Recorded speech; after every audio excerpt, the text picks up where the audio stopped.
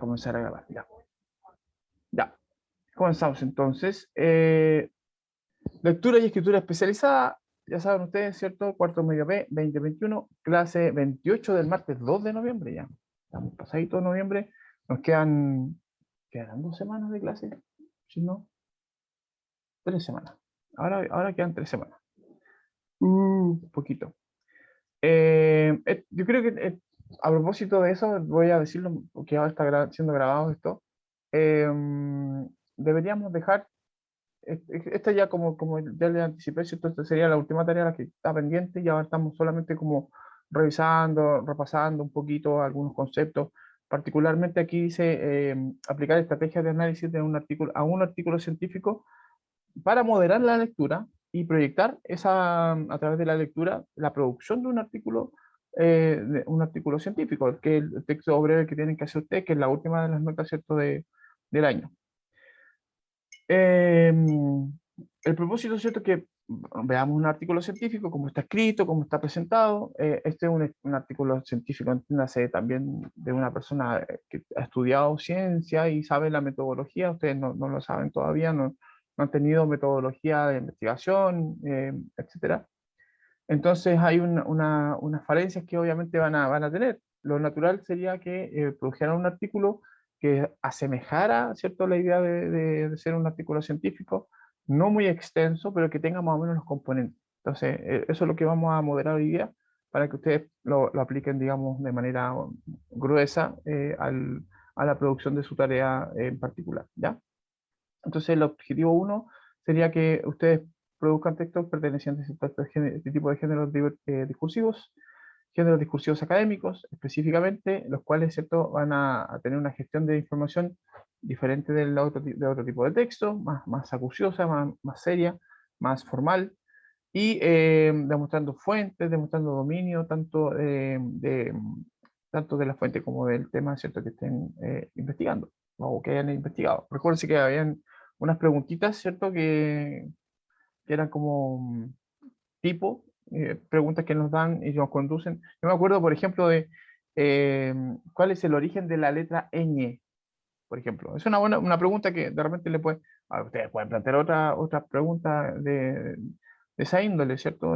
Que tengan como preguntas cotidianas que no tengan una respuesta científica y que necesiten a lo mejor investigar un poquito y descubrir un origen más serio, más formal, con buena fuente de información, por supuesto, en relación a esas dudas que uno pueda tener, por ejemplo, no sé.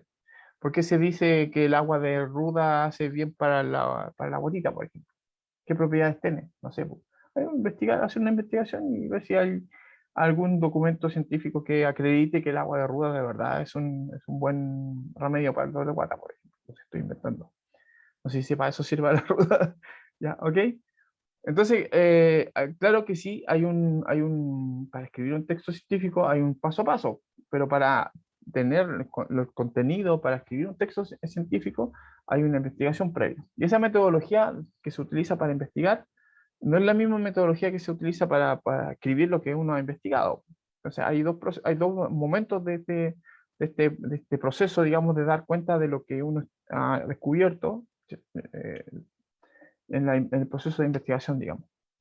Entonces, yo aquí estoy reflejando solamente lo que pasa en el proceso de escritura del artículo científico. Entonces, claro, hay paso a paso, hay un paso uno que tiene que ver con titular el texto, que sería como la problematización de lo que uno está, de lo que está investigando a propósito.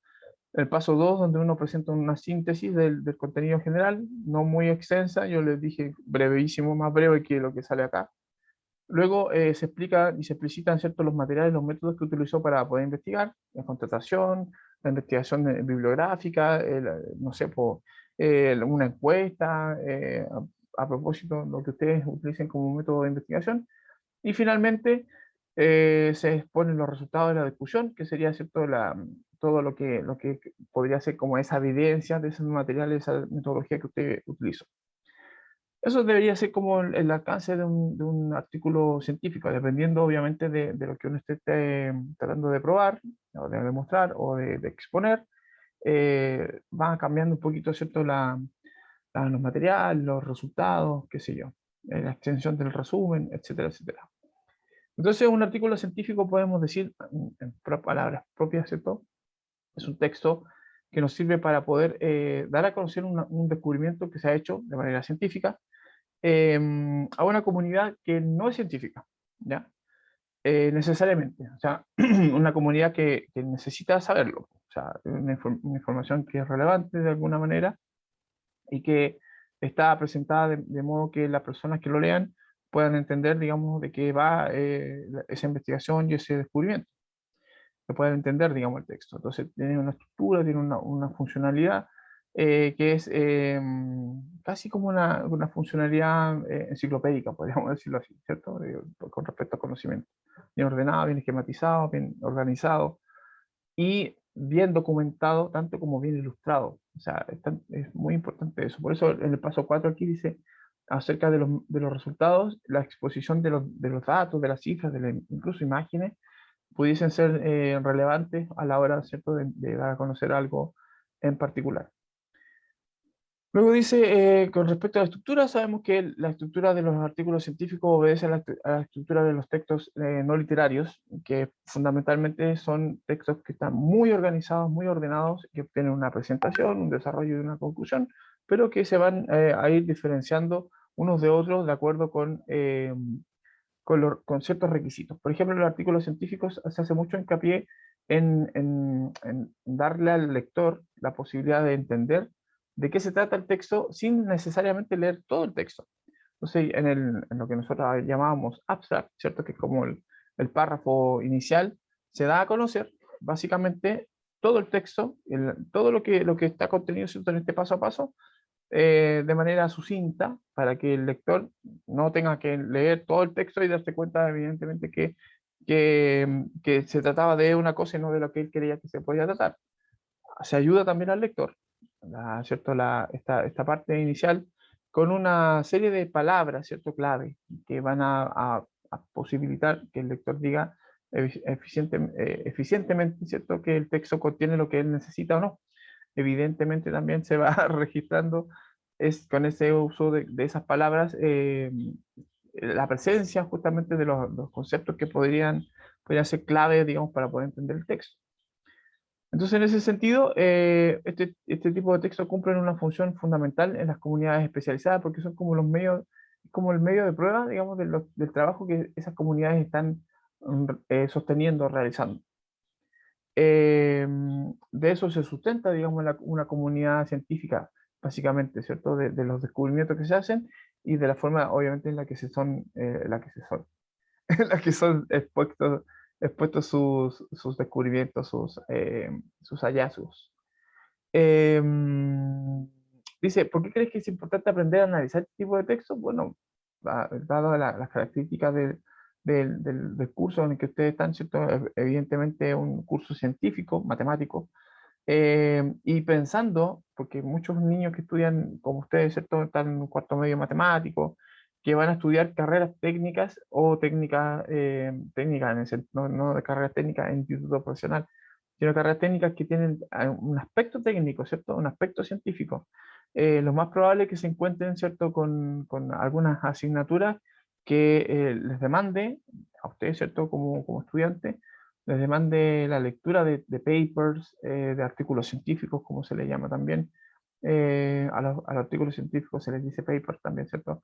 U otro tipo de textos especializados en donde evidentemente van a tener que aplicar, ojalá, que retengan un poco, ¿cierto?, esta información que estamos viendo hoy por hoy.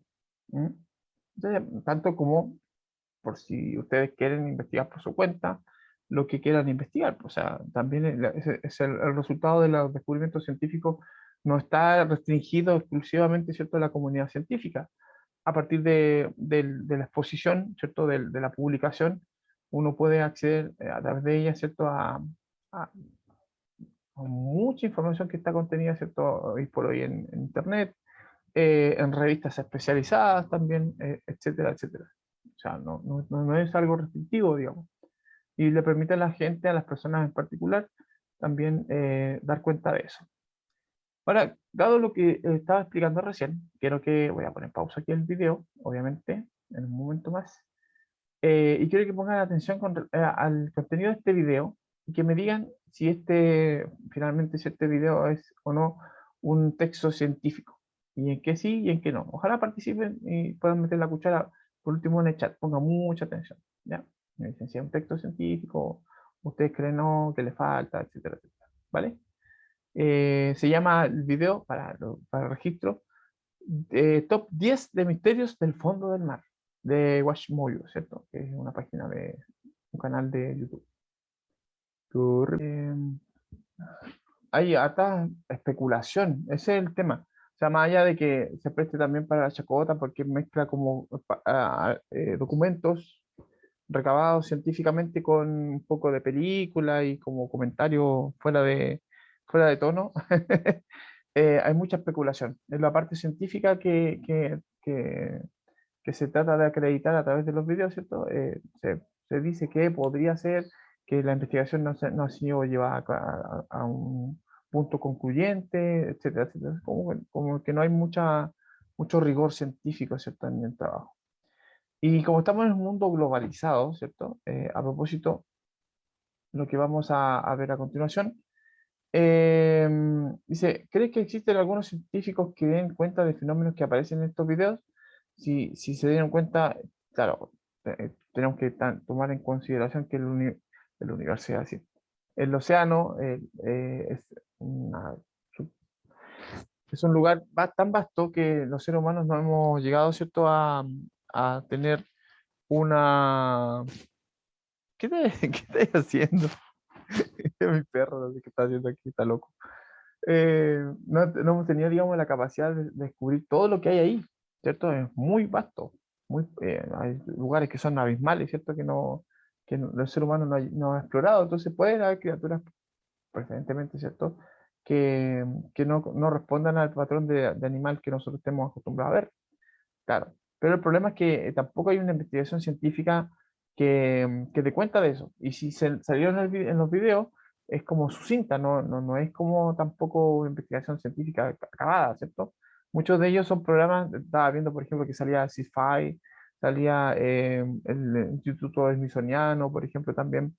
Y estos pseudo documentales, la película Megalodón, que es un pseudo documental, es más película que documental, que mezcla cierto la ficción con la realidad, entendiendo, ¿cierto?, que hablan de la posible existencia de un tiburón de dimensiones colosales. O sea, pero son todos supuestos, pues no hay nada cierto, solamente son especulaciones a propósito de lo que se ha descubierto hasta ahora, de lo que se ha podido descubrir, ¿cierto?, hasta ahora, a propósito de nuestra poca capacidad, digamos, de investigación, nuestra limitación como humanos.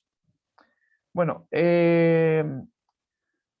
obviamente que el video que vimos recién está relacionado con el conocimiento de la investigación oceánica. ¿Ya? Hay carreras que están especializadas, ¿cierto?, en eso, biología marina, eh, por ejemplo, es un tipo de carrera que estudia justamente la vida en el mar y explicando, digamos, algunos fenómenos que tienen que ver con animales, pero arqueología también me imagino que podría explicar la presencia, por ejemplo, de estas estructuras que están hundidas y que se encontraron, ¿cierto?, en el mar, los que hacen cierto o reconstrucción histórica también puede ser a propósito de los hundimientos de algunos barcos, los naufragios, ¿cierto?, en las rutas marinas, específicamente más como eh, acudidas, por así decirlo, y donde hay mayor concentración, ¿cierto?, de barcos siniestrados, decían ahí en el Golfo de México y también en el Mar Báltico, por ejemplo. Claro, por la historia de la cantidad porque el medio de transporte por excelencia durante casi toda la historia de la humanidad ha sido el mar, o sea, los barcos, la navegación, digamos. Eso permitió descubrimientos de muchas cosas, antes de que existieran los aviones y por supuesto los vehículos. Y, o sea, sabe que los autos no pueden andar por el agua, así que también se entiende por qué hay tantos naufragios, o sea, no es tanto por la acumulación de tiempo, ¿cierto? Y también por la preferencia de ese tipo de transporte por sobre lo otro, ¿cierto? Por eso es que hay tantos naufragios, no es que sea un lugar así como maldito, ni mucho menos. La ruta y todo eso también. Y las condiciones climáticas, que eso es otro factor. Acuérdense que Golfo de México permanentemente hay huracanes y cosas por el estilo, entonces puede que no haya una explicación tan como esotérica o mágica o paranormal, y es más bien una cuestión de que no se eligió una ruta muy buena para transitar por ahí. Con respecto a la validez, fíjense que la validez de la información que contiene el video no es como tan rigurosa. WatchMojo generalmente pasa sensacionalista, como ellos como recopiladores de tops, ¿cierto? Como más para llamar un poco la atención y jugar justamente con entretener al público, más que informarle, ¿cierto? Que, de hecho, la capacidad de retención que podamos tener con respecto a la información que se nos presenta no es muy acuciosa, porque no están todos los datos que se necesitan para poder saber exactamente qué lugar es, exactamente cierto, a qué nivel de profundidad estamos hablando, qué grupo de científicos está cierto, encargado de la investigación, en qué año, cuánto fue el tiempo que estuvieron investigando, etcétera, etcétera. O sea, no lo sabemos, solamente son como pinceladas y mezclados obviamente con información que no, como más de show, ¿cierto? Un show de datos, de comillas, científicos.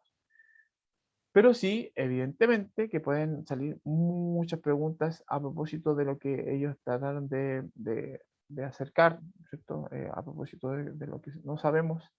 Hay muchas preguntas que se pueden hacer sobre eso que no sabemos. Y de lo que sabemos, ¿cierto? También a extender como conocimiento a cosas que podrían estar ahí y que no se sabe exactamente qué pasó. Por ejemplo, se habla mucho de la Atlántida. Es decir, se sabe, porque ¿de dónde sale esa información de que existió un continente? ¿Quién lo dijo? ¿Qué documentos hay? ¿Por qué se hundió? Así que se puede hundir un continente, o sea, o un país una isla, no sé. Partamos por ahí, pues, o sea, ¿cierto? Entonces, eso sí se puede hacer algún alcance científico y sacar, como se dice en jerga campestre, y quitando el polvo de la semilla de la paja, ¿cierto? Una cosa así. Bueno, aquí viene el texto. Voy a verla ahora. Estamos como medio limitados.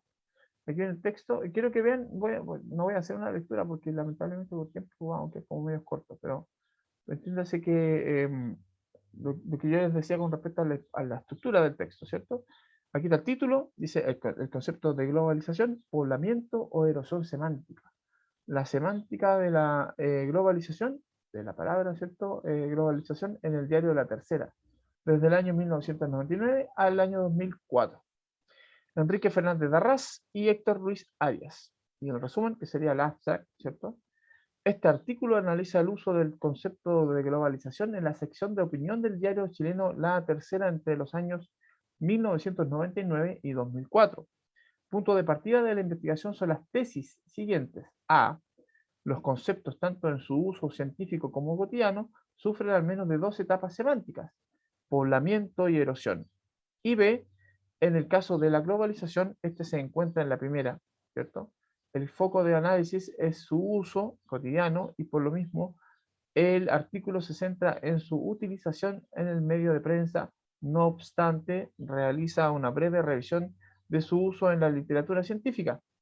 Las dimensiones que abarca el análisis son, en primer lugar, su frecuencia de uso, análisis temático del concepto, y luego su valor conceptual, ámbitos a los que se asoció y significados que se le atribuyeron como análisis semántico, ¿cierto? Palabras claves, por lo tanto, globalización, análisis de contenido, medios de comunicación, que en este caso sería medio de comunicación como de dónde se saca la información, específicamente la tercera como medio de comunicación, es un diario. El análisis de contenido, que se entiende, ¿cierto? Básicamente lo que contiene el diario, eso es lo que hacen, pues eso es la palabra clave de análisis de contenido, o frase clave.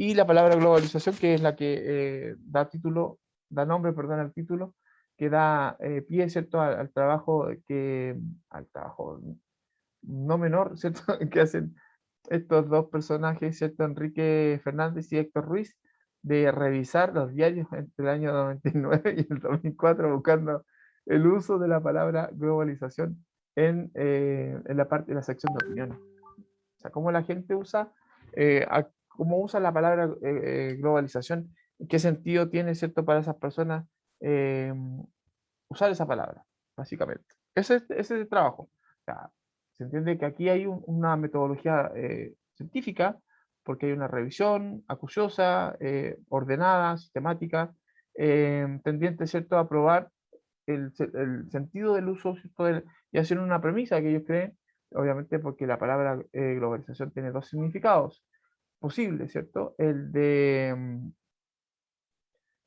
poblamiento, ¿cierto? Y el de erosión. Entonces, ellos dicen, anticipan, que en el caso de globalización, este se encuentra, ¿cierto?, en la primera acepción, la gente la asocia más, ¿cierto?, con esta idea de globalización como poblamiento.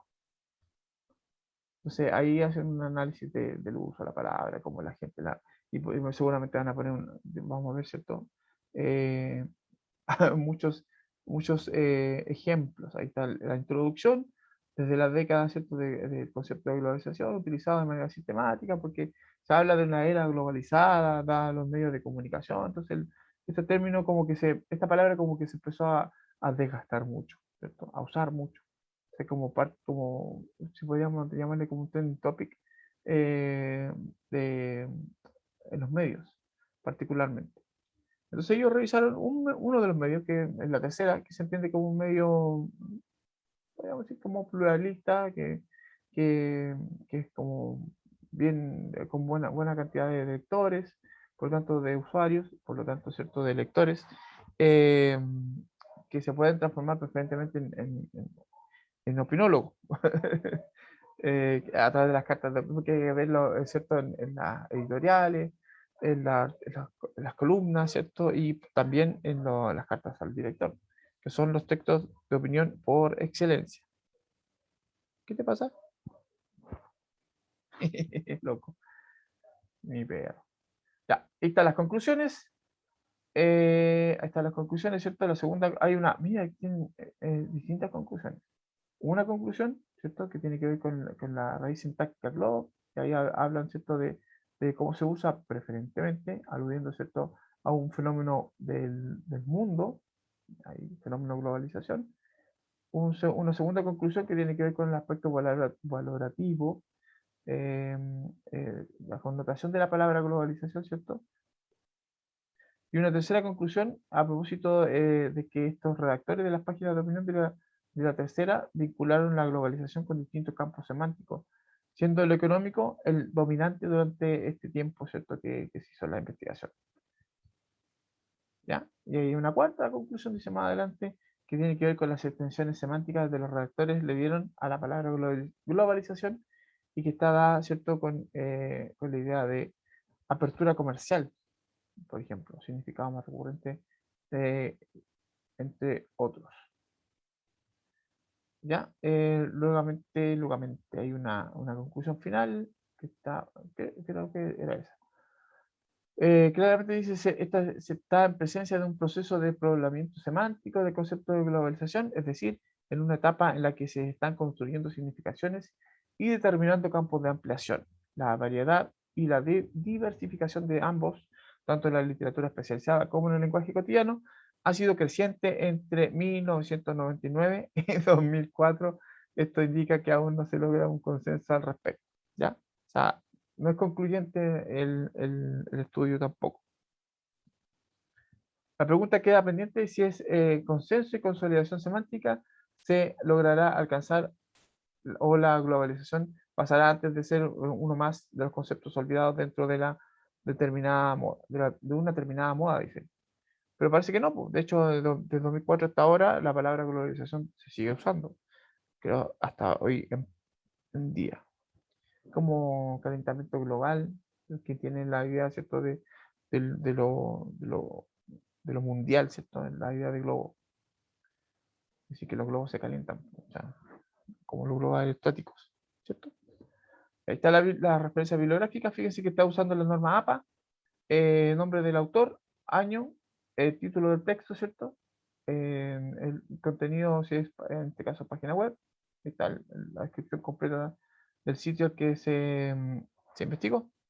Y por orden alfabético, si se dan cuenta. Ariano, Arnal, Baudrillard, Berelson, Castells, Collet, de la tercera, Garretón, Giddens, así sucesivamente, hasta Redrado.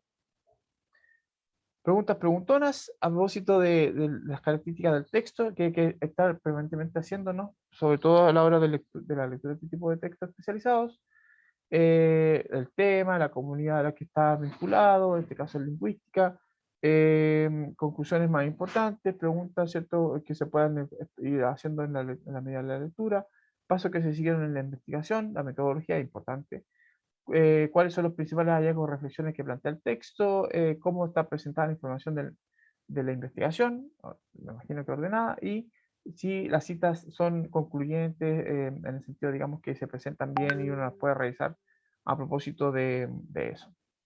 Y otro criterio que también tiene que ver con la validez, con la veracidad, la actualidad, en torno, ¿cierto?, a que la información, por ejemplo, en este caso del 99 al 2004, puede que no sea muy actualizada la información y puede que haya cambiado, ¿cierto?, la idea, la premisa del concepto de globalización a propósito de lo que se expone en las conclusiones que puedan llegar ellos como investigadores. Entonces, ver que esté de alguna manera, ¿cierto?, actualizado, que sea veraz el uso, ¿cierto?, de la información y válido, ¿cierto? También a propósito de lo que se esté expresando de manera coherente. Recordatorio del próximo control lector, que de hecho ahora más ratito me voy a poner a hacer de cabeza la prueba de este libro para que esté disponible para ustedes en la próxima semana a través de su profesora favorita, ¿cierto? La profesora Beatriz. La prueba sería el 11 y 12 de noviembre y la última prueba. Y acuérdense de las tareas de clase que están ahí para que las terminen de hacer. Y plazo perentorio para eso ya deberíamos estar en la última semana entregando la última tarea, ¿cierto? Tal como está señalizado en Classroom para que las hagan chiquititos, chiquititas. Eso es, los dejo porque voy a jugar con mi perro que me está pidiendo un juego, ¿cierto? ¿Cierto, amigo? Ya. Cuídense mucho, un abrazo grande. Chau, chau. Que estén bien. Chao. Chao, Isi.